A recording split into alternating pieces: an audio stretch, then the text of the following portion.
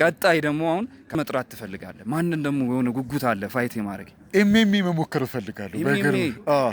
ዋናው ጆኒ ነው። ጆኒን ማየት እፈልጋለሁ። ጆኒ አትቆይም እያለ ነበር እሱን ቪዲዮ። አንድ አመት ጀምሮ የሰራው ማርሻል አርት 30 ሰከንድ አያድንም። 3 አመት ከሰራ ሰው ጋር ስገባ ማለት ነው።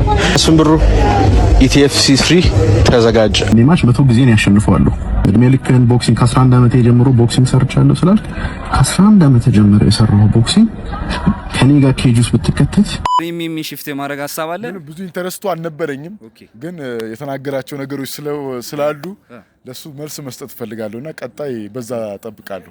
ኤምኤምኤ ላይ እንጠብቅ። በኢቲኤፍሲ አቤኔዘር ጋር የሚደረገውን በአሁኑ በኢቲኤፍሲ 02 ምን ታስቢያለሽ? እሱ ጋር የሚደረገውን ፋይት ያው በጉጉት እየጠበቅኩ ነው። ቀኑ አልደርስ ብሎኛል እና እንገናኛለን። በደንብ ጥሩ ጨዋታ አሳያቸዋለሁ ለደጋፊዎቼ፣ ለአድናቂዎቼ እነሱን የሚመጥም ነገር አሳያቸዋለሁ።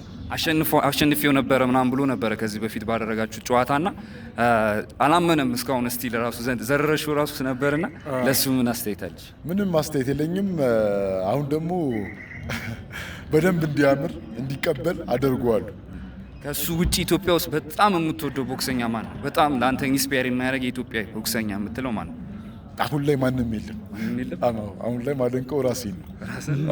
እሺ ከውጪስ ያንተ ምን ጊዜ ምርጥ ቦክሰኛ ማለት? እሱ ግልጽ ነው። ካሜራማኑም የሰፈሬ ልጅ ነው፣ ፋኒ ነው፣ ሜይዌዘር ነው። ሜይዌዘር ኦኬ። እኔም ሜይዌዘር አድናቂ ነኝ። በዚህ አጋጣሚ ሆኖ